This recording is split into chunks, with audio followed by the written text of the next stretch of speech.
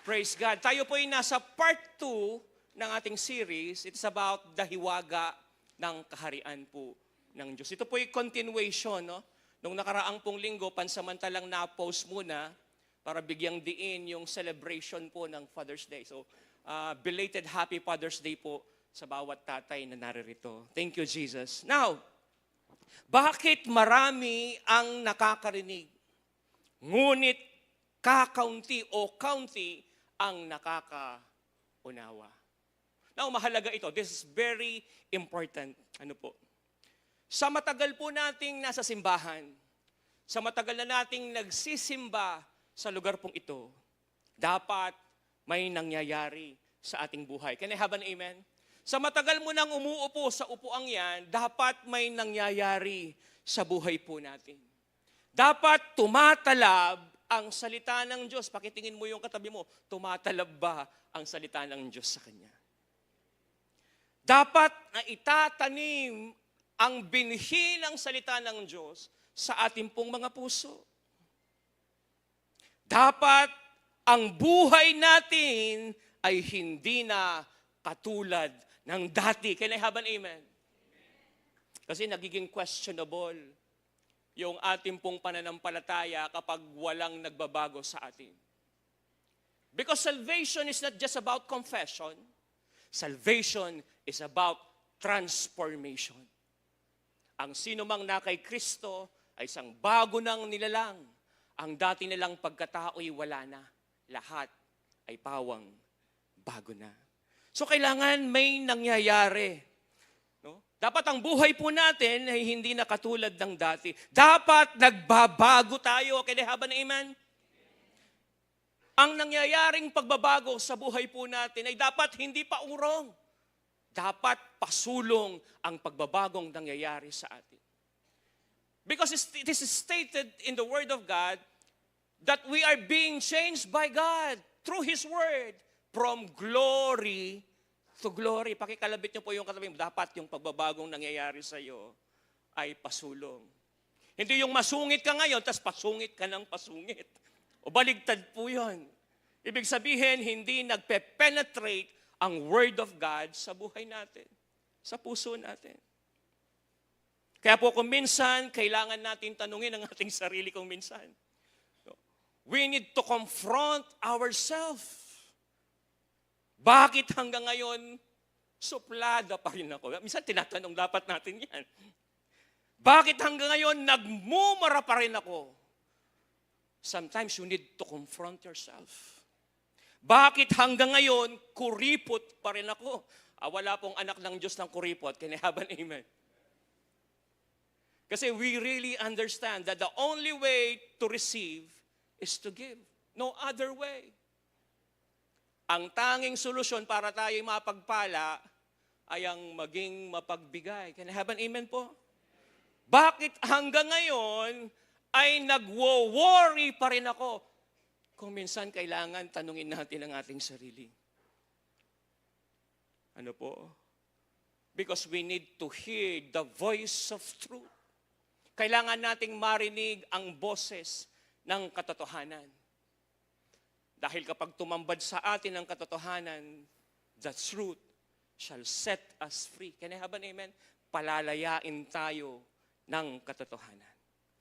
You see po, kaya ko sinasabing dapat tumatalab ang Word of God sa atin dahil ang salita ng Diyos, hindi lang yan kamukha ng textbook sa school. The Word of God is loaded with life. It is loaded with Spirit. Yan ang sabi po ni Jesus. The words I have spoken to you, they are life. They are Spirit. No?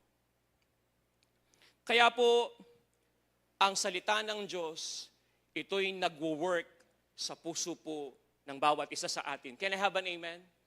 Kumikilos ang salita ng Diyos sa buhay po ng bawat isa po sa atin. All we need to do is to receive the Word of God with faith and with humility. Alam niyo po, kapag puno ng pananampalataya ang puso natin, as we listen to the Word, no, hindi nag-e-escarsion yung isip natin. Ang tagal naman mag-preach ng pastor na yan, bagamat pogi rin, joke lang. Kapag puno ka ng pananampalataya, you listen very carefully. You really understand na yung napapakinggan mo, hindi lang yan basta isinulat lang sa libro kamukha ng sa eskwelahan. Kundi yan puno ng buhay at espiritu. Kailangan mababa ang puso. Ano po?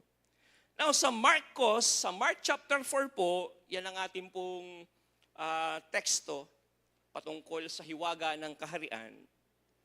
Mark chapter 4, verses 9 to 12, ang background po kasi niyan ay nangangaral si Jesus patungkol sa kaharian po ng Diyos at kung paano kumikilos ito sa buhay ng tao.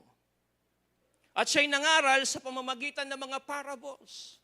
Now, before that, marami pong nagsasabi na mga Bible scholar, noong pong mangaral si Jesus, sumakay siya ng bangka, at dahil napakaraming mga tao doon po sa tabi ng lawa, ginawa niyang pulpito ang bangka. At siya'y lumayo ng kaunti to see the big picture. No? Hindi lang basta maraming tao, napakaraming tao during that time. At ang sabi po ng mga Bible scholar, mga nag-aaral, bihasa sa salita ng Diyos, may nakita si Jesus na isang magsasaka sa kabilang banda. Dahil lawa nga naman yan, fresh water, it is suitable na tamnan. No po? Kasi po, fresh water, malapit sa irrigation system. Nakakita po siya ng isang magsasaka na naghahasik, nagtatanim. May mga nalaglag sa tabi ng daan, kinain ng ibon. May nalaglag sa mabatong lupa. May nalaglag sa mga matitinik na halaman. Pero may nalaglag sa matatabang lupa.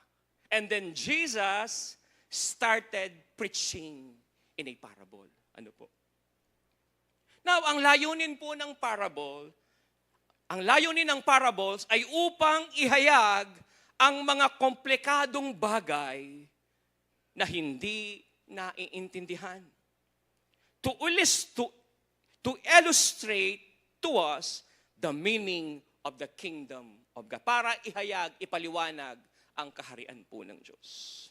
At paano ito kumikilos sa buhay po ng marami. No? Kung paano ito gumagawa sa buhay po ng bawat isa po sa atin. Kaya po, ang parables is an earthly story with a heavenly meaning or heavenly message. Yun yung ibig sabihin ng parable. Ito isang typical na kwentong nangyayari sa buhay ng tao, pero may makalangit na mensaheng nais iparating po ang Diyos. Kaya po, ang sabi ng mabuting balita, matapos pong banggitin ni Jesus, yung 4 na uri ng lupa, yung matigas na lupa, yung tabi ng daan. Di po ba kapag ang isang lupa ay laging nadadaanan, tumitigas ito? May nalaglag sa tabi ng daan, kinain ng ibon. May nalaglag sa batong lupa, nung matindi yung sikat ng araw, no? Nadaig ng pagsubok sa buhay, hindi nag-prosper yung binhi. May nalaglag sa matinik na lupa, tumubo naman. Kaya lang po, natakot sa halalahanin sa buhay, sa hinaharap. Pero may nalaglag sa matabang lupa. Pakisabi sa katabi mo, sana tayo yon. Kahabagan po sana tayo ng Diyos. Na tayo ang matabang lupang binabanggit ng salita po ng Diyos. At ang sabi ng Bible, nagbunga ito ng tig 30 folds, tig 60 folds, and tig 100 folds, 100 folds, ang bunga ng nalaglag sa matabang lupa. Now, try to fold yung bond paper. Ano po? Try nyo pong i-fold ng 30 times, 30 folds, ang bond paper. Mahirap siyang gawin. Baka yung 10 pa lang, hirap na tayo pong i-fold ito. What about 60? What about 100 fold? No? Mahirap, di po ba? Now, anong ibig sabihin po niyan? So the Bible is telling us that fruitfulness, abundance, ang magandang buhay dito po sa lupang ito, it is not the work of man. Hindi yan nakukuha lang sa sipag, sa tiyaga. Galing yan sa Diyos. Gawa ng Diyos sa atin. Can I have an amen? Thank you, Lord. Kaya po, ang challenge ni Jesus, in verse 9, dito po tayo, in verse 9, ang sabi po diyan, sinabi pa ni Jesus, makinig ang may pandinig. Kasi hindi lahat ng nakakarinig ay nakakakinig talaga. Hindi lahat ng may pangunawa ay nakakaunawa po talaga. Kaya ang sabi po ni Jesus, makinig ang may pandinig.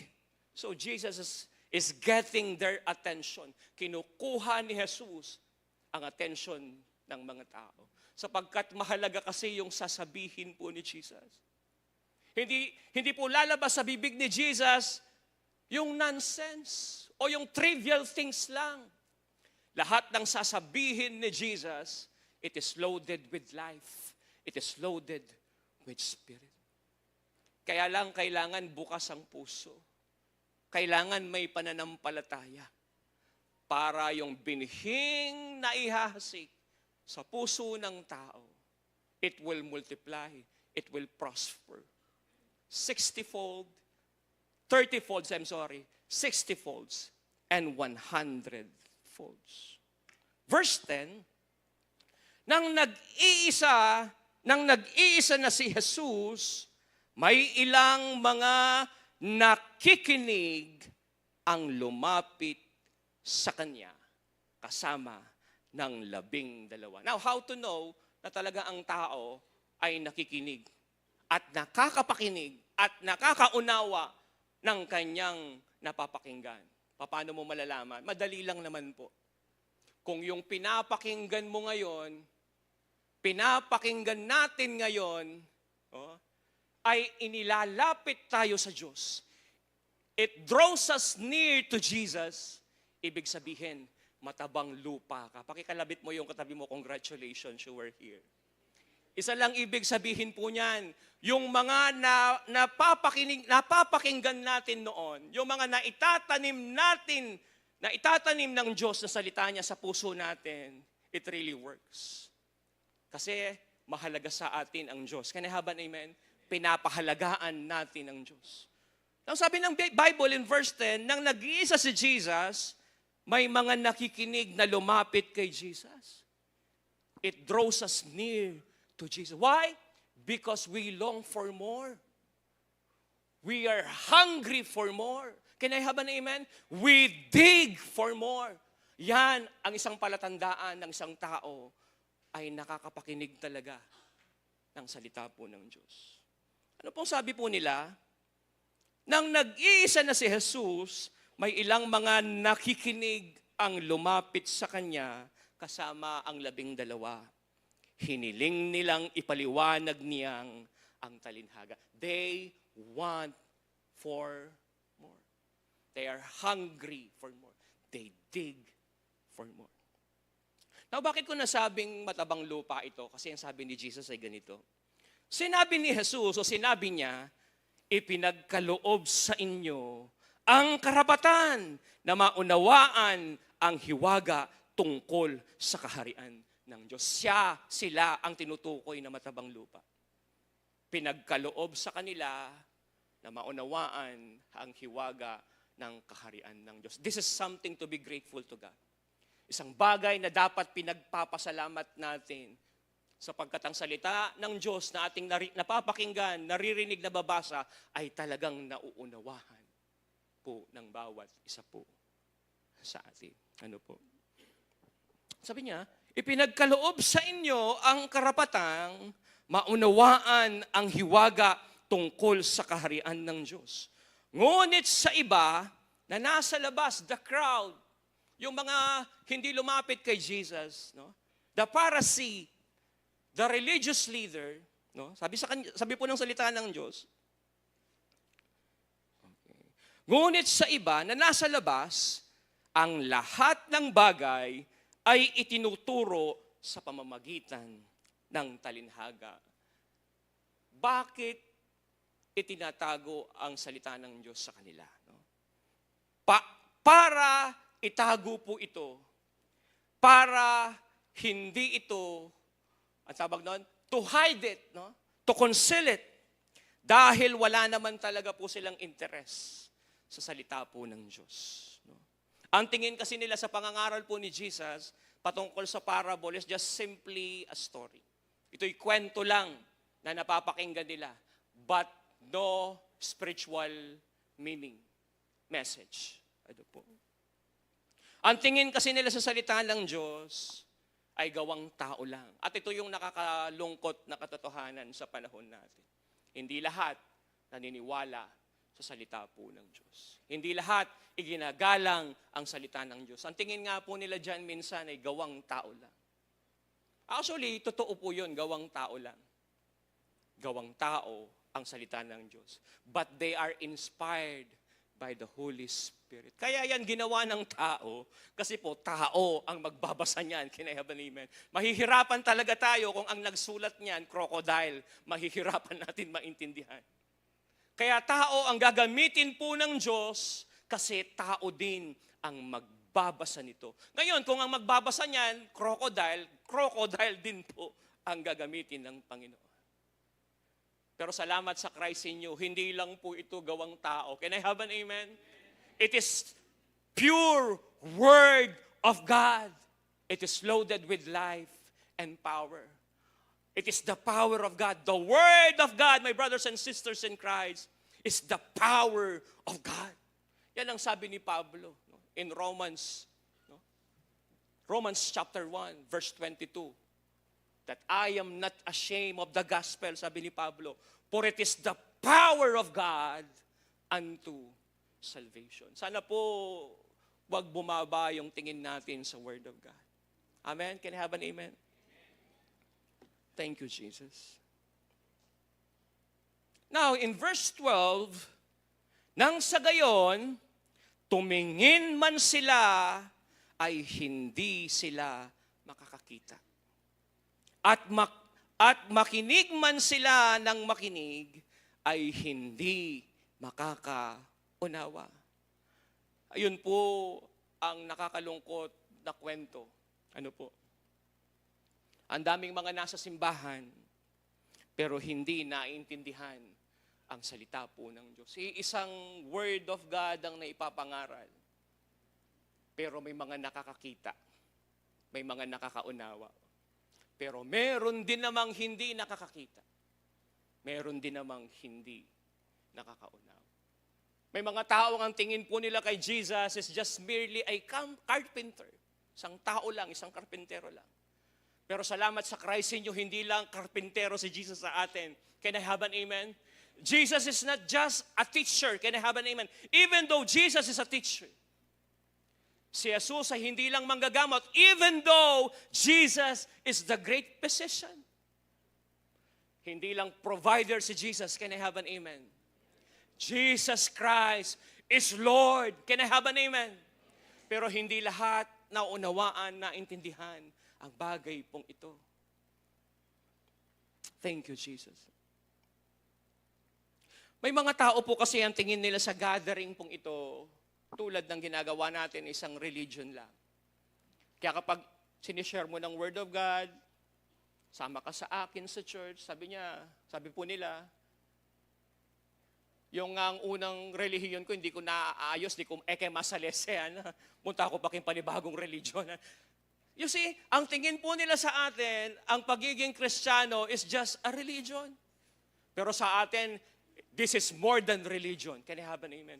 This is relationship with God. Ang tingin po nila sa salita ng Diyos ay gawang tao lang. Ang tingin po nila sa mga parables ay mga kwento lang na kanilang napapakinggan. Sarado ang isip, sarado ang kanila pong mga puso. Now let us continue. Sabi po ng salita ng Diyos, kung hindi sila ganito, sabi po ni Jesus. Kasi alam ni Jesus, sarado yung puso. Sarado yung isip. Kung hindi sila ganito, sabi niya, nagbalik loob na sana sila sa Diyos at napatawad na sila. This is about salvation. Naligtas sana sila. Tulad po ng sabi ko, kung minsan kailangan din questionin natin ang ating sarili para tumambad sa atin yung boses ng katotohanan. Bakit hanggang ngayon makasarili pa rin ako? Bakit hanggang ngayon self-righteous pa rin ako?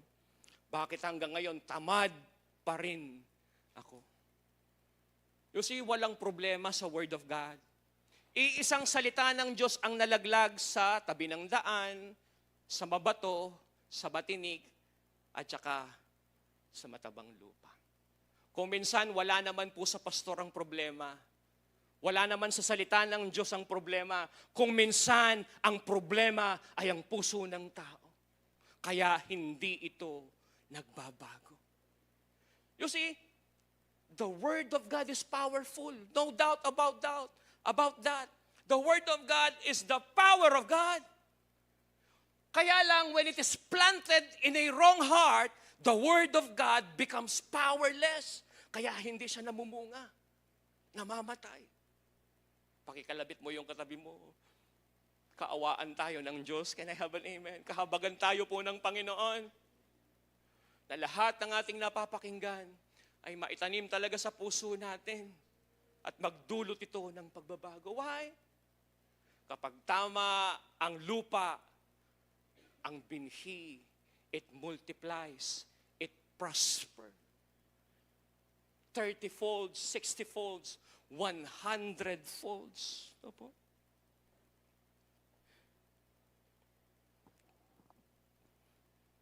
Kaya po, ang sabi po ng salita ng Diyos, kung hindi sila ganito, nagbalik loob na sana sila sa Diyos at napatawad ang kanilang mga kasalanan. Now, tingnan po natin sa Amplified Version. No? Ang ganda kasi sa Amplified Version.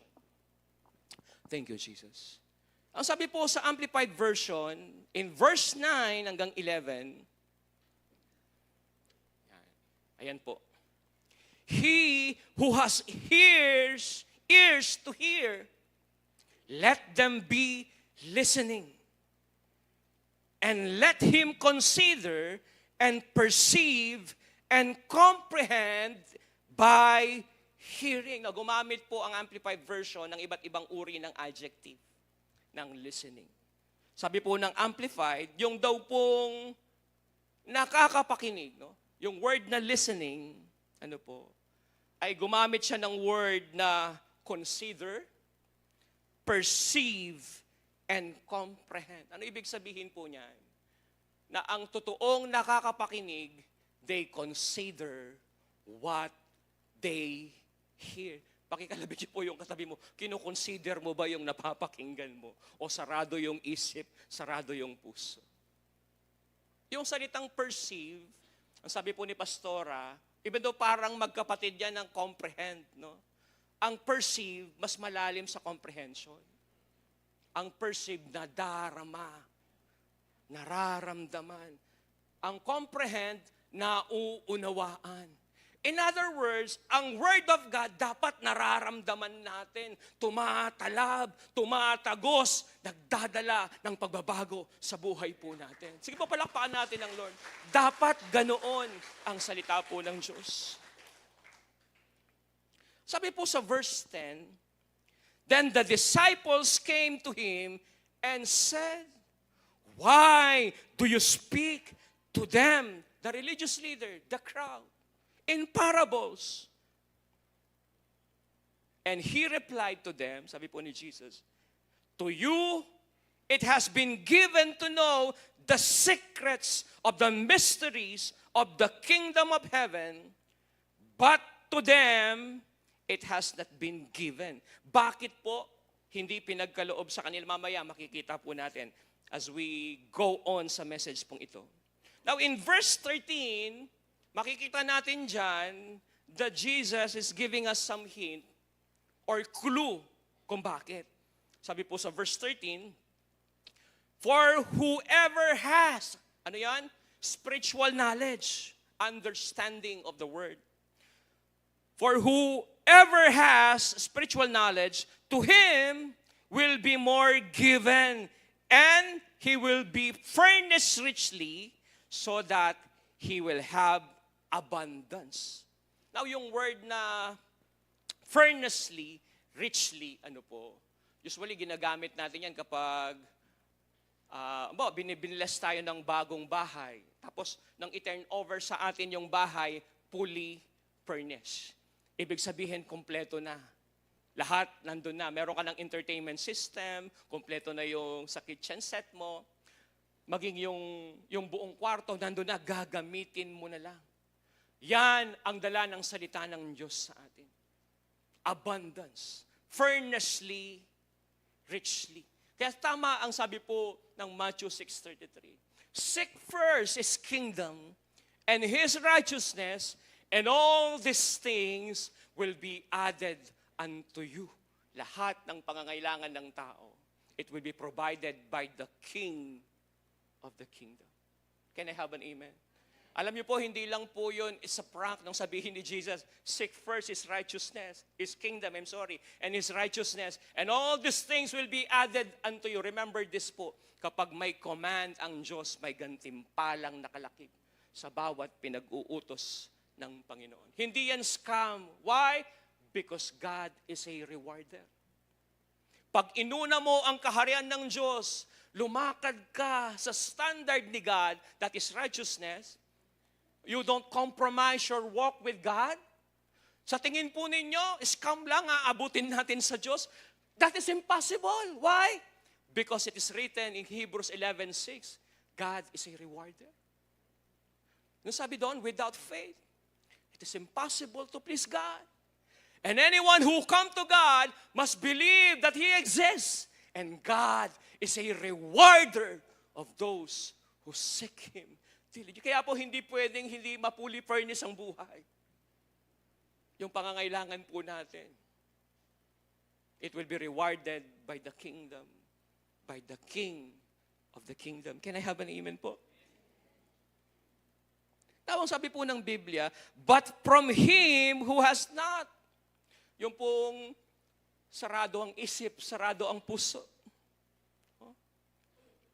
But from him who has not, even what he has, kahit yung konting meron sila, will be taken away from them.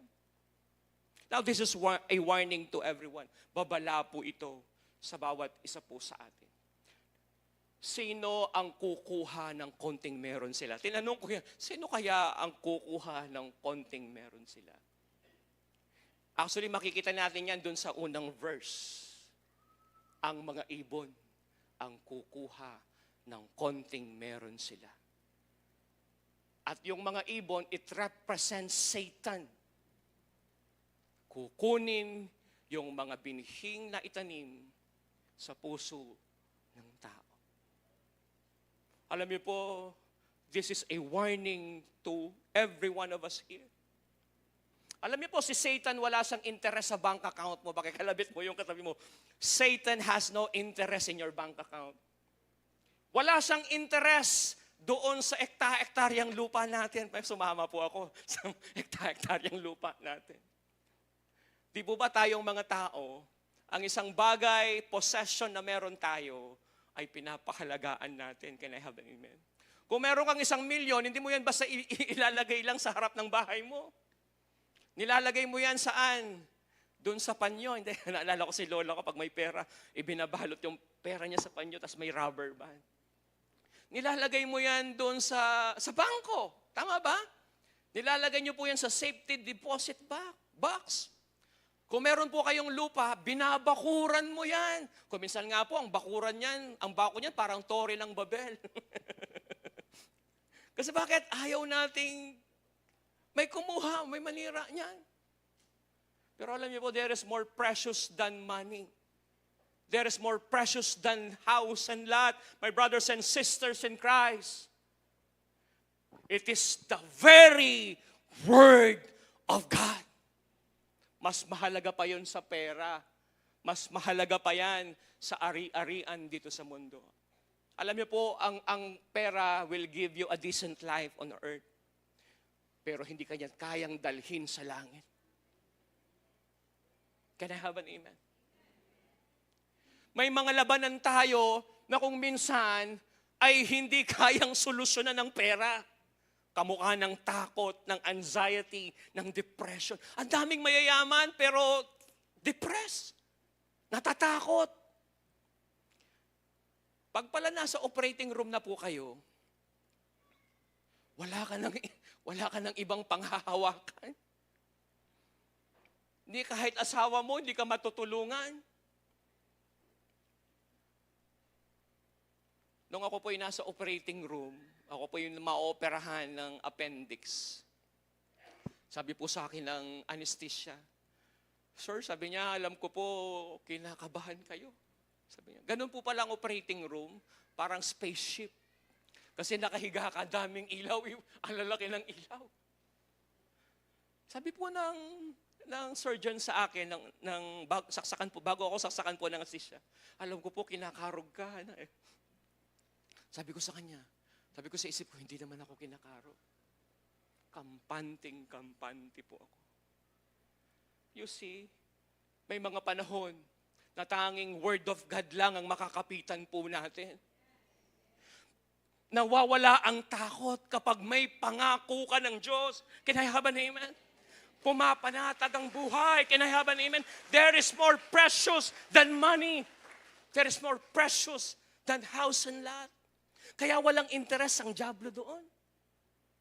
Interes siya sa salita ng Diyos. Kasi kapag nag-penetrate yan sa puso ng tao, it will prosper. It will bring prosperity, miracle, healing, 30 folds, 60 folds, 100 folds sa buhay po ng tao. Pakikalabit mo yung katabi mo.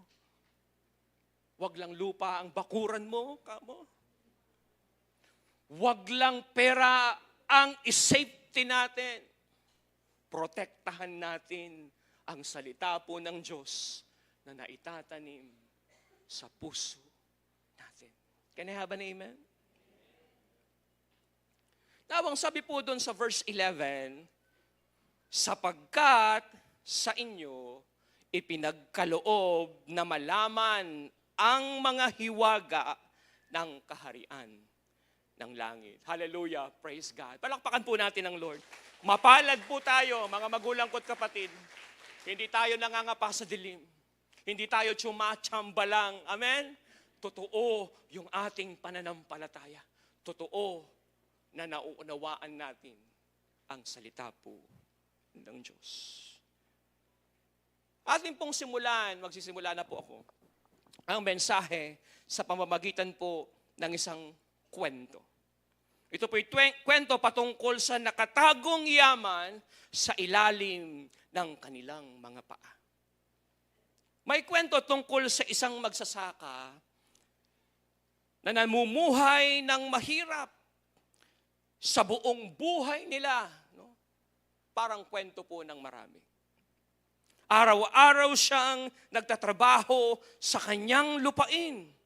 Ngunit hirap pa rin siyang makahahon sa kahirapan. Nang siya'y mamatay, natuklasan ng mga eksperto na ang mismong ilalim ng kanyang bukirin ay may napakalaking deposito ng langis. Habang siya'y naghihirap sa ibabaw, nagbubungkal, nagsasaka, sa lupang meron siya, nakatayo pala siya sa ibabaw ng isang kayamanang hindi niya alam. Mga magulang ko't kapatid, ganyan din ang maraming tao pagdating sa kaharian po ng Diyos. Marami ang malapit dito, ngunit hindi nakikita. Marami ang nakakarinig tungkol sa kaharian nito, sa kaharian ng Diyos, ngunit hindi nauunawaan. Marami ang nasa paligid ng katotohanan, ngunit hindi nararanasan ang kapangyarihan nito. Hindi dahil ayaw itong ihayag ng Diyos sa kanila, kundi dahil ang kaharian ng Diyos ay hindi natutuklasan sa natural na paraan. Why? Because the kingdom of God is not a physical kingdom. It is a spiritual kingdom. Pero darating yung panahon sa millennium reign, itatayo talaga ni Jesus ang literal na kaharian. And we will reign together with Jesus. Pero ang tinutukoy po dito is not a physical kingdom. It is a spiritual kingdom. Ano po? Kaya hindi ito basta nauunawaan lang ng ordinaryong kaisipan at nakikita ng isang literal na mata. Ano po?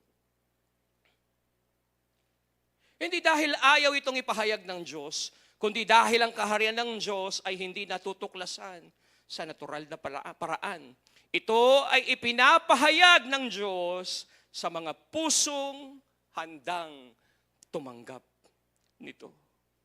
Kaya po, ang sabi po ng Matthew chapter 13, verses 14 to 17, sa kanila natupad ang sinabi ni Isaiah. Sino to? The crowd, the religious leader. Sa kanila natupad ang sinabi ni Isaiah. Ano po?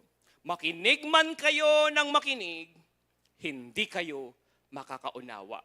Tumingin man kayo ng tumingin, hindi kayo makakakita. Bakit? Verse 15. Dahil matigas ang puso ng mga taong ito. Resistant, may pride, mapagmataas ang mga tao pong ito. Now, anong ginawa nila dahil ma-pride sila? Tinatakpan nila ang kanilang mga tenga at pinipikit ang kanilang mga mata dahil baka makakita sila at makarinig sila at maunawaan nila kung ano ang tama at magbalik loob sila sa akin at pagalingin ko sila. Yun yung nangyari sa atin. The day we humble ourselves before God and accepted Jesus as Lord and Savior, tinanggap tayo. The kingdom is established within us. Naitayo ang kaharian ng Diyos. Natanggal yung tumatakip sa ating mga mata at nakita natin ang katotohanan. Can I have an amen po? Now, meron pong isang lingkod ng Diyos na napakatindi sa pangalang George Whitefield. Si George Whitefield po ay kasama ni John Wesley na. Alam niyo po si John Wesley? Yung mga lingkod po ng Diyos na ginamit nila sa Wales Revival. Magkaibigan po itong mga to. Pag nangaral po si George Whitefield, talagang matindi. Si George Whitefield po at saka si John Wesley, sila yung nauna bago dumating si Martin Luther. No po. Minsan po, sa pangangaral po ni George Whitefield, meron pong isang taong na curious. Umakyat sa isang puno at tinakpan ang kanyang mga tenga. Kaya lang po, kaya siya nandoon, hindi dahil interested siya. Curious lang siya kung sino si George Whitefield. Kaya lang po, habang nandun siya sa puno, may bubuyog na lumapit sa kanya. At ito'y dadapo po sa kanya. Kaya tinanggal po yung kanyang mga kamay sa kanyang tenga. At narinig niya ang mabuting balita. Nalaglag po si George, yung pong nakikinig kay George. No? Buti na lang hindi namatay. Then after that, nakaluhod, umihingi ng tawad sa Diyos. Ang sabi po ng taong ito pala ang mabuting balita. Sabi niya, ito pala ang pag-ibig ng Diyos sa sanlibutan. Umiiyak po siya at nanumbalik sa Panginoong Diyos. Mga magulang ko't kapatid, kapag ang puso natin ay bukas sa Diyos, kapag ang puso natin ay walang pride, mababa sa Panginoong Diyos, hindi pwedeng hindi magdala ng pagbabago sa buhay mo ang salita po ng Diyos. Magdadala ito ng himala ng pagbabago sa buhay po ng bawat isa po sa atin. Kaya po dapat bukas ang ating pong mga puso. Dapat gutom tayo, can I have an amen? Sa salita po ng Diyos. Hindi babalik ng walang bunga ang salita ng Diyos sa buhay po natin. Ano pong sabi ng binabasa natin kanina? Tinatakpan ng mga tao ang tenga nila. Hindi dahil ayaw nilang makinig, kundi dahil matigas ang puso ng mga tao pong ito. Kaya po ang sabi po ni Jesus in verse 16, ngunit mapalad kayo dahil nakakakita kayo at nakakaunawa. Yung taong nabuhay po sa hirap, hindi niya alam na merong deposito ng langis doon sa kanyang lupain. Ano po? Alam niyo po, mayaman tayo. Can I have an amen? Naniniwala po ba kayong mayaman tayo? Kapag may pangangailangan ka, nandyan ang kaharian, nandyan ang hari ng kaharian, it will provide for you. Yan ang turo po ni Jesus. Anong turo po ni Jesus sa Lord's Prayer? Our Father, who are in heaven, hallowed be your name. Your kingdom come, your will be done on earth as it is in heaven.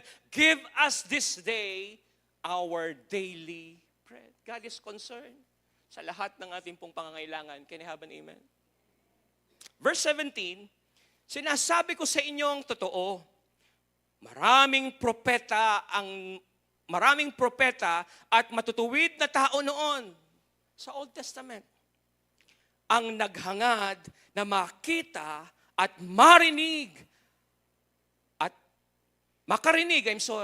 ng nakikita at naririnig ninyo ngayon. Pero hindi nangyari sa kanila panahon. Ayun, yung napapakinggan po natin ngayon. Sobrang blessed tayo. Bakit? Kasi po, nung panahon po ng Old Testament, hindi yan na-reveal sa kanila. Hindi yan nahayag sa kanila. Nung unang panahon, marami pong mga prophets, including King David and King Solomon, hindi sila aware na merong langit, na merong spiritual kingdom. Ang alam lang nila, literal na kingdom. Kaya ang sabi ni David, can the dead praise you? Sabi ni David, kasi hindi pa malinaw sa kanila ang bagay na ito. But now, sa atin po ngayon, in the New Testament, because of Jesus, because of the Holy Spirit, it is now being revealed to us that there is life after death. Can I have an amen? Na merong kaharian na spiritual, na merong kaharian sa langit. Can I have an amen? Kaya ang sabi ni Paul, to be absent in this body is to be present in the Lord. Now, bakit mahiwaga po? Bakit mahiwaga ang kaharian ng Diyos? Kapag naririnig natin ang salitang hiwaga, sa English Dictionary po, iniisip natin ang isang bagay na imposibleng malaman. It is impossible to know. You cannot understand. It is impossible to solve. Kaya nga po hiwaga. Ngunit sa Biblia, ang hiwaga ay hindi isang bagay na hindi maaaring malaman.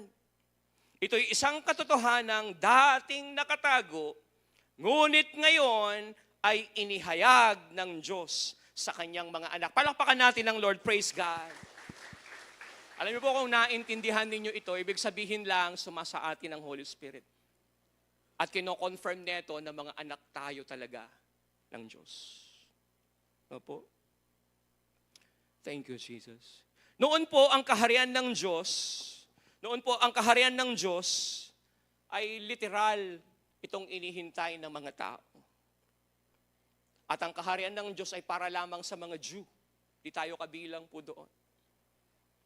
Pero ngayon, because of Jesus, wala nang pagkakaiba ang mga Hudyo at ang mga Hentil, ang mga barbaro at ang mga malaya. The educated one and the uneducated. Wala nang pagkakaiba. Lahat ay pwede nang maranasan, makita ang kaharian po ng Diyos. Kaya po, sabi po ng Colossians chapter 1, verse 27, to them, God has chosen to make known among the Gentiles, tayo po yun, the glorious rich of His mystery, yung hiwaga,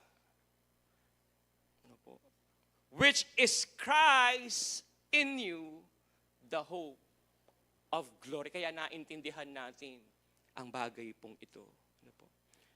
And in Romans chapter 14, verse 17, pinapakita po dyan that the kingdom of God is not a literal kingdom. Ano pong sabi sa Romans 14:17? For the kingdom of God is not about eating and drinking, but of righteousness peace, joy in the Holy Spirit. Meaning to say, ang kaharian ng Diyos, ang pamamalakad ay matuwid, walang korupsyon. There is peace, payapa tayo. Ano po? There is joy in the Holy Spirit. Sa secular po, pag meron kang supervisor, meron kang manager, kapag ikaw ay simpleng empleyado, kapag ikaw ay nagtatrabaho, no? And then after the reporting, isasubmit mo yan sa manager, and then the manager will submit this dun sa superior niya, ang nakakakuha ng credit, hindi talaga tayo. Ang nakakakuha, sino? Yung manager. Sila yung napopromote. But in the kingdom of God, my brothers and sisters in Christ, ang pamamalakad ay matuwid. May nakakakita man o wala sa ginagawa nating paglilingkod, alam ng Diyos. Ano man ang ginagawa natin, whatever we do it with all of our heart. As if we're doing this unto the Lord, not unto men. At ang sabi po ng Bible, you will be rewarded by God. Pakikalabit mo yung katabi mo, your labor in the Lord will not put in vain. Hindi pwedeng hindi gantimpalaan ng Diyos ang ating pong paglilingkod. Why? Dahil matuwid ang pamamahala sa kaharian ng Diyos. There is peace. Wala kang inaalala. Kahit nga po yung kamatayan, hindi yan natatakot ang katabi mo. Kinayaban, amen? Why? Alam mo, yung unang pagpikit ng mata mo, yun naman yung unang pagmulat mo na makikita mo si Jesus. There is joy. Now, anong pagkakaiba ng happiness at saka joy? Ang happiness galing sa Coca-Cola, hindi joke lang. Ang joy galing sa Holy Spirit. Kahit punong-puno na tayo ng problema, part 1, part 2, part 3 yung problema, may galak, may tuwa pa rin sa puso po natin. Ano po? Gusto ko pang magkwento pero mahaba na. Tama na. Okay, praise God. Now, ang tanong, bakit marami ang taong hindi naunawaan ang kaharian po ng Diyos? Una, dahil ang kaharian ay spiritual. The kingdom is spiritual.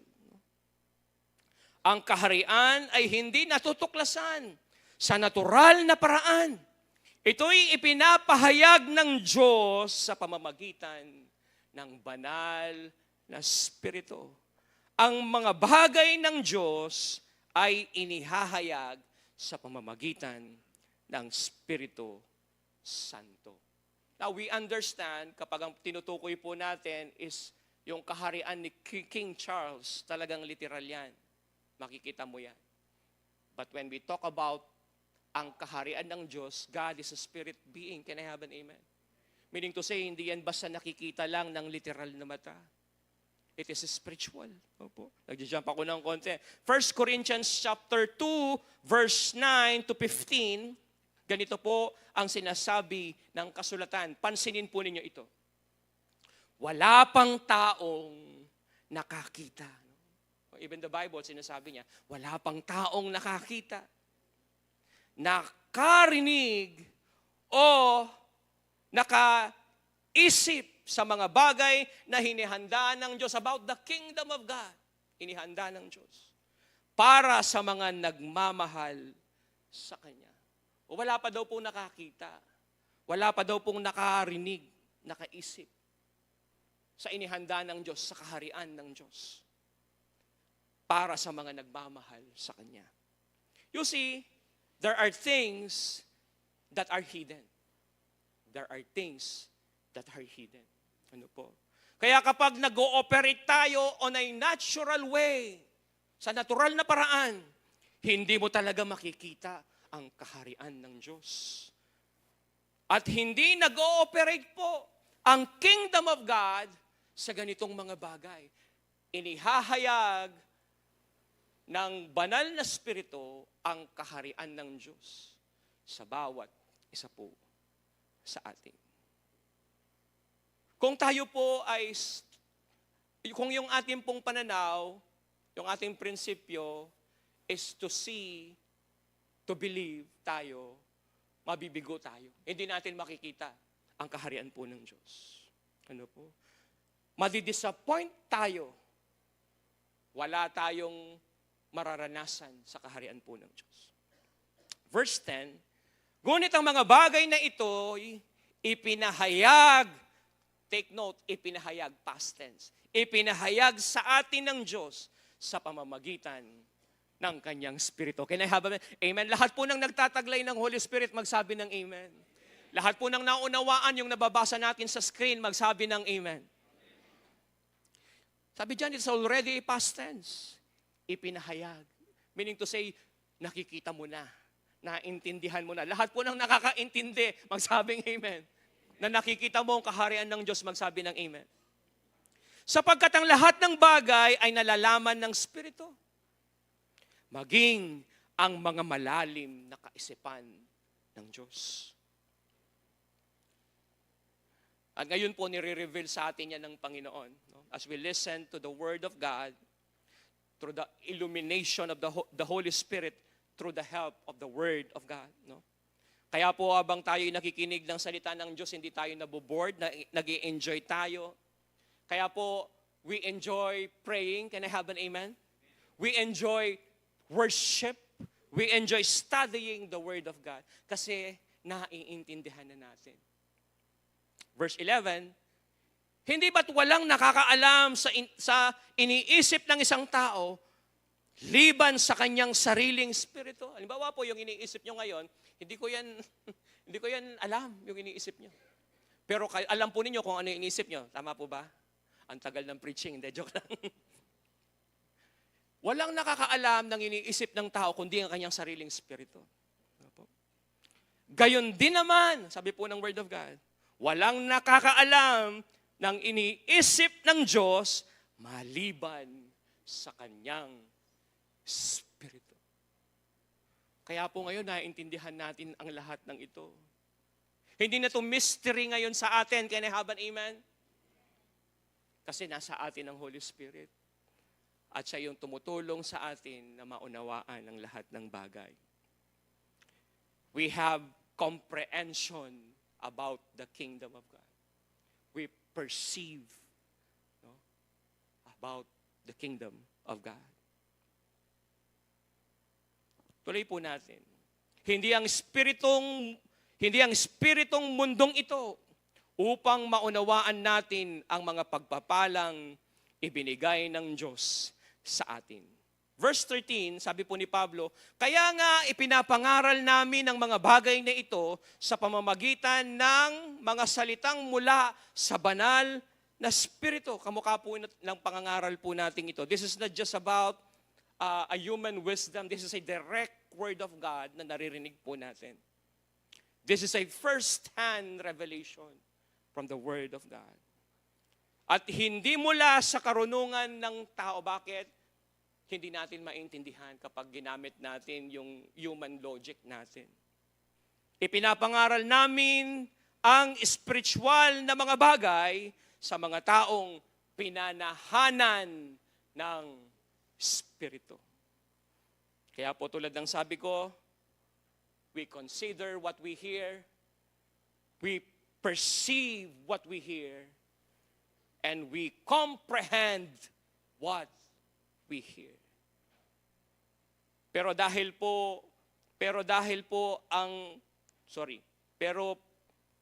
hindi born again, pero dahil po ang born again,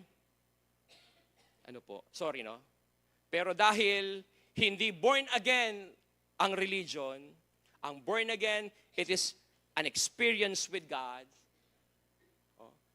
Nung tayo po kasi na-born again, tumanggap tayo ng spiritong galing sa Diyos. Hindi ito pagpasok ng religion. Kaya nang tayo ma-born again, namulat tayo sa katotohanan. Ano po? Kaya po, kung dadalin mo ang isang hindi born again dito, hindi niya ma-appreciate yung pinag-uusapan natin. Maboboard talaga siya. Hindi niya maintindihan ang pinag-uusapan po natin. Ano po? Verse 14, ngunit ang taong pinananahanan ng Espiritu ng Diyos, ibig sabihin po niyan, ngunit ang taong hindi pinanahanan ng Espiritu ng Diyos, ito yung mga taong hindi talaga anak ng Diyos.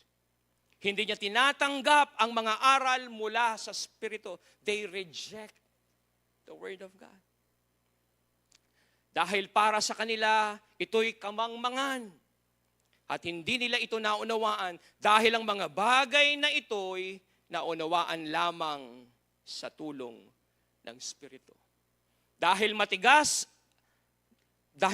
ang puso ng mga taong ito, tinatakpan nila ang kanilang mga tenga at ipinipikit ang kanilang mga mata dahil baka makakita sila at makarinig at maunawaan nila kung ano ang tama at magbalik loob sila sa akin at pinagaling ko sila.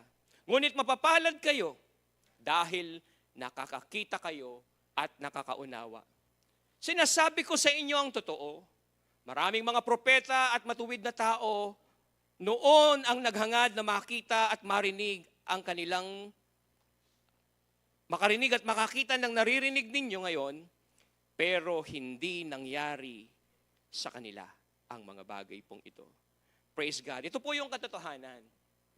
Ang kaharian ng Diyos ay hindi produkto ng karunungan ng tao. Hindi ito bunga ng mataas na edukasyon. Yung pong mga pastors natin dito, lahat po kami mga average lang. No po. Hindi talaga, wala po sa amin ng mga honor students, mga ganon. O cum laude, o magna cum laude. Isang simpleng mga tao lang ang mukha po ninyo. No po. Pero kung minsan, mas daig pa ng isang simpleng tao. Kung minsan, master's degree, doctorate degree, meron sila ng ganito, pero hanggang ngayon, hindi pa rin nila maintindihan ang Word of God. Pero ang isang simpleng Kristiyano, naintindihan nila ang salita po ng Diyos. Kaya po, hindi ito resulta ng matinding talino. Maaaring magkaroon ka ng doctorate sa theology, sa philosophy, at hindi pa rin naunawaan ang kaharian. Bakit hirap silang maunawaan? Dahil ang kaharian po ng Diyos ay spiritual. At ang spiritual na katotohanan ay inuunawa lamang sa pamamagitan ng Espiritu Santo. Hear this prophetic truth po. Hindi kakulangan ng impormasyon ang problema ng marami. Kakulangan ito ng revelation mula sa Holy Spirit. Maraming nakakaalam tungkol sa Diyos, ngunit kakaunti ang tunay na nakakakilala sa Kanya. Number 2 po, dahil ang kaharian ay hindi nakikita sa natural na mata. Pansinin po ninyo yung conversation ni Jesus at saka po ng mga Pharisee. No? Marami sa Luke chapter 17, verse 20 to 21, ang mga Pharisees po kasi gustong itrap si Jesus. No? At marami sa kanilang nakakaalam na ang kaharian po ng Diyos is a literal kingdom.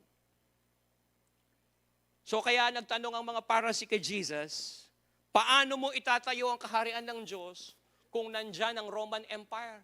Paano mangyayari yon? Dahil ang bansang Israel is being ruled by Roman Empire. Paano itatayo ni Jesus ang kanyang kaharian? Kaya ang sabi po ni Jesus, in Luke chapter 17, verses 20 to 21, pansinin po niyo sinabi ni Jesus. At palibhasay, tinanong siya ng mga Pariseo, kung kailan darating ang kaharian ng Diyos. Kailan ito ma-establish yung literal na kingdom? Ang kanila po kasing theology na darating ang Mesayas galing sa lahi ni Abraham, ni David, Siya'y nakasakay ng kabayo at tatalunin niya ang Roman Empire at itatayo niya ang kanyang kaharian at lalaya ang mga Hudyo sa pagkakaalipin nito. Kaya sabi po ng Biblia, palibhasay itinanong sila ng mga Pariseo kung kailan darating ang kaharian ng Diyos. At sinabi niya, at sinagot niya sila at sinabi, ang kaharian ng Diyos ay hindi paririto na mapagkikita o magpapakita. Ano po? So, hindi nila ito maintindihan. Because in their theology, hindi ito nagmamatch sa theology nila. Sa kanila kasi, literal na kingdom. Ano po? Verse 21, nisasabihin man nila narito o nariyan sapagkat narito ang kaharian ng Diyos ay nasa loob ninyo. The kingdom of God is within you. Sabi po ni Jesus.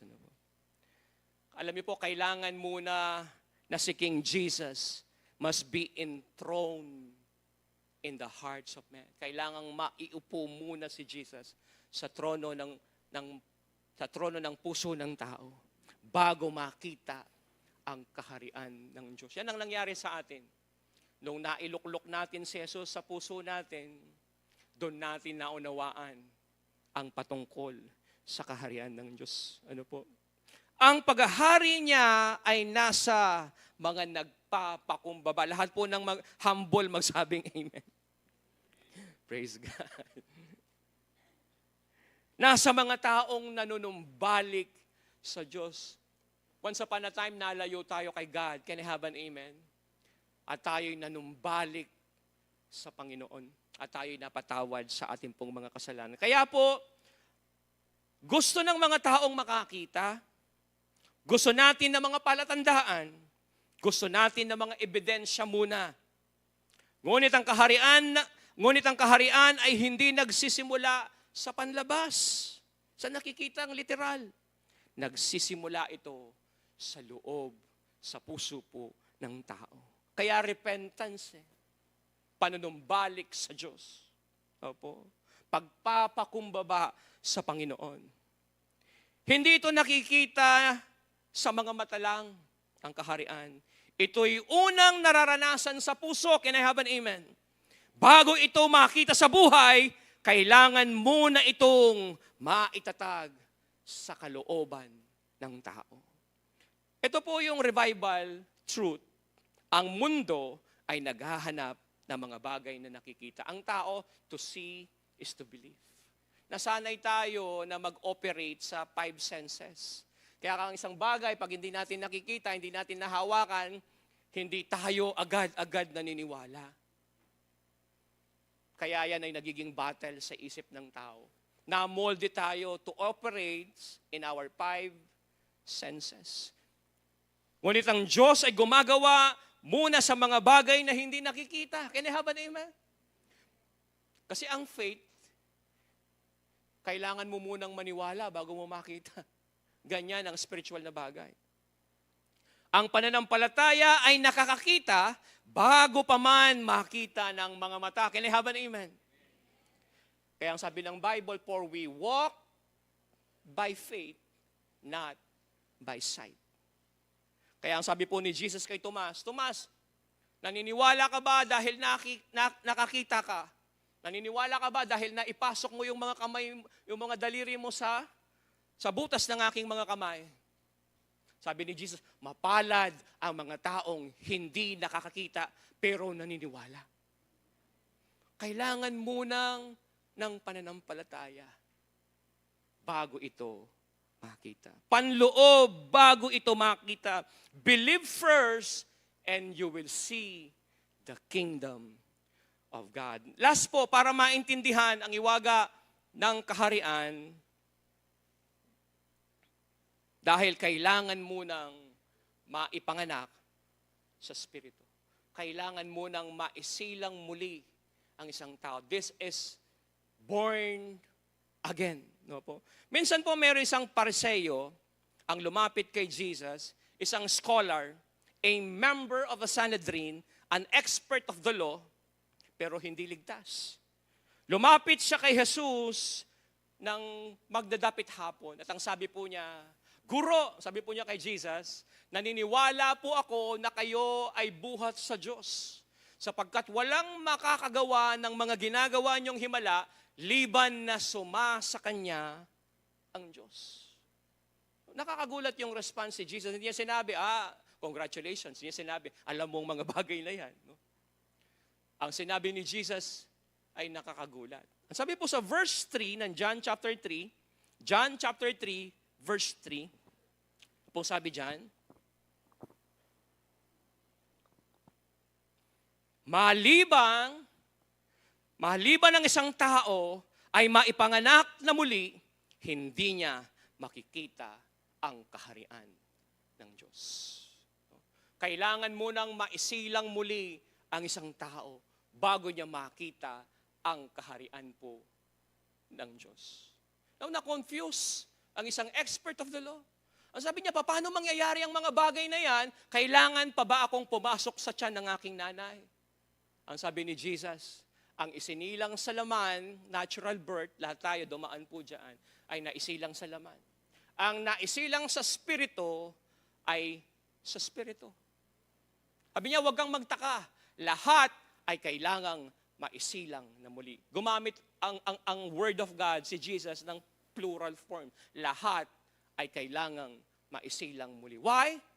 Sapagkat lahat po ng taong galing kay Adan at Eva, taglay-taglay nila yung spiritual death.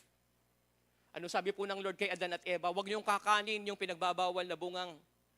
Kapag kinain niyo yun, mamamatay kayo. Namatay po ba sila? Physically, hindi. Nabuhay pa sila ng mahaba, 900 plus ang buhay nila. Pero may namatay sa kanila. Yung spiritong nakikipag-ugnayan sa Diyos. Yung relasyon ng tao sa Diyos, nahiwalay po sila. Kaya po, ang sabi ni Jesus, lahat ay kailangang maisilang na muli. Umiihip ang hangin, ang sabi po ni Jesus, ngunit hindi nyo alam kung saan nanggagaling.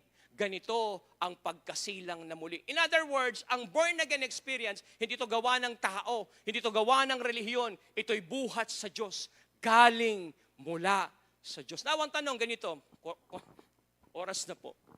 Ang tanong ganito, papaano na isisilang na muli ang isang tao? Bakit lahat ng lumalapit kay Jesus ay nagkakaroon ng born-again experience? Kasi sabi po ng John 14:6, I am the way, the truth, and the life. Sabi ni Jesus, I am the life. Kaya lahat po ng lumalapit kay Jesus ay tumatanggap ng buhay na galing sa Diyos. Kaya it is impossible to a person to experience born again without Jesus. Can I have an amen? Sapagkat si Jesus ay buhay. Kaya kapag tinanggap mo si Jesus, tatanggap ka ng buhay. And you will realize the kingdom of God. No? John chapter 10, verse 10. Naparito ako upang ang mga tupa ay bigyan ko ng buhay, isang buhay na ganap at kasiyasiya. Teka lang, pastor, gumagalaw naman ako, humihinga naman ako. Bakit ako bibigyan ng buhay ng Diyos? It is not a literal, life. It is spiritual life. Yan ang nangyari sa atin nung tayo po'y magsuko ng buhay sa Diyos. Na born again ang ating spirito. Can I have an amen po? Yan ang sabi po ni John the Baptist. Sabi ni John the Baptist, may darating na kasunod ko. Ni hindi ako karapat-dapat na maging tagapagdala ng kanyang panyapak. Siya ang magbabautismo sa inyo sa apoy. At saka saan? Sa Spirito. Kaya the moment you receive Jesus as your Lord and Savior, dito na magsisimula ang born-again experience. Tatanggap ka, babaptize ka ni Jesus ng kanyang banal na Spirito. Kaya ang sabi po ni Jesus, guro ka pa naman ng Israel. Bakit hindi mo alam ang bagay na ito? In other words, ang born again, dapat basic yan. Alam niyan dapat ng lahat. Can I have an amen? Kaya lang, hindi alam eh. Guro ka pa naman, sabi niya. Bakit hindi mo alam ang mga bagay na yan? Expert of the law, member of Sanhedrin, and yet, hindi niya alam ang kaharian po ng Diyos. Sapagkat yan ay nasa Ezekiel chapter 36. Bibigyan kayo ng bagong puso. Yung masuwayin ninyong puso ay papalitan niya ng masunurin ninyong puso. Kaya po dati po, sabi nga po ng mga matatanda, maka-Diyos tamo po kanulabi. Sabi na, ang ganda na sinasabi natin. Maka-Diyos tamo po kanulabi, pero kapuso tamong babi. Bakit hindi makita sa buhay natin yung sinasabi po natin? Ano po? Alam niyo po, meron isang kwento, si Aling Maria, patapos na po ako. Promise, patapos na ako. Si Aling Maria na nagtitinda po ng gatas. Gumising po siya ng maaga, Excited siya. Ginagatasan niya yung kanyang kalabaw. Kaya lang after po niyang gumatas, nakita niya umurong yung gatas ng kalabaw. May nagsabi sa kanya, dagdagan mo ng tubig. Sabi niya, dinagdagan niya ng tubig. Tapos dineliver po niya. Nung bandang hapon na, maniningil na po siya sa kanyang mga suki. Napadaan po siya sa isang Bible study. Narinig niya ang mabuting balita patungkol kay Jesus. Noong pong kinabukasan, gagatasan niya muli yung kanyang kalabaw. At umurong muli yung gatas ng kalabaw. May nagsabi uli sa kanya sa kanyang tenga, dagdagan mo ng tubig, dati mo naman yung ginagawa. Pero sabi po ni Aling Maria, hindi. Nabago na ako. Tinanggap ko na si Jesus bilang sariling Diyos at tagapagligtas. Ang ginawa po niya, hindi niya dinagdagan ng tubig. Sabi niya, hihingi na lang ako ng pahumanhin sa mga suki ko na umurong yung gatas ng kalabaw. Nang siya po'y maniningil na ng bandang hapon, ang sabi po ng mga tao, Aling Maria, bakit ang sarap ng gatas na idiniliver mo sa amin? Meron ka bang bagong kalabaw? Sabi po ng mga tao, sabi po ni Aling Maria, wala akong bagong kalabaw. Bagong puso meron ako. Binago ako ni Jesus. Sabi po niya, mga magulang ko at kapatid, kapag pumasok ang salita ng Diyos sa puso ng tao, hindi pwedeng hindi tayo magbago. Can I have an amen? You see, nature determines desire. Nature determines desire.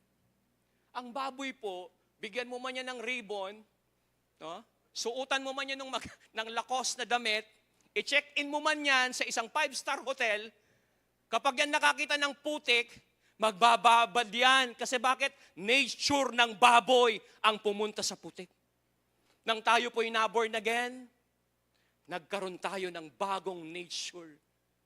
Bagong kalikasan na galing sa Diyos. Kaya ang inahanap natin ngayon, pagsamba. Can I have an amen? Ang inahanap natin ngayon, Word of God, pagpapatawad, pag-ibig sa tao. Can I have an amen? Sige po, palakpakan natin ang Lord.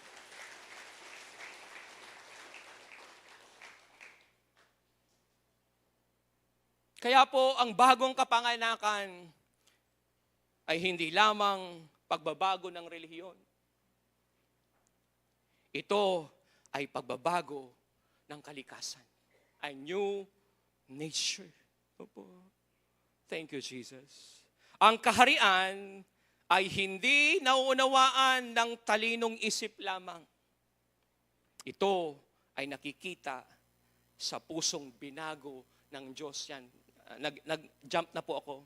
Ang pinakamalaking hiwaga, ang kaharian ng Diyos ay dumarating sa puso ng taong handang sumunod sa Panginoon. Hindi ko na po itong matatapos. Samahan niyo po akong tumayo. Thank you, Jesus. Thank you, Lord.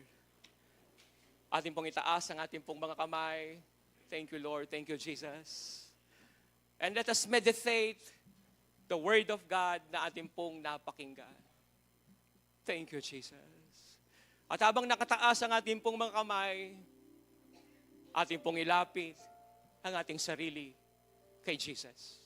Sapagkat ang isang patunay na tayo po'y nakakarinig, ang isang patunay na tayo po'y nakakaunawa, yung ating napapakinggan, ay inilalapit tayo kay Jesus. The word that we receive draws us near to Jesus. Why? Because we long for more. We desire for more. We dig for more. We are hungry for more.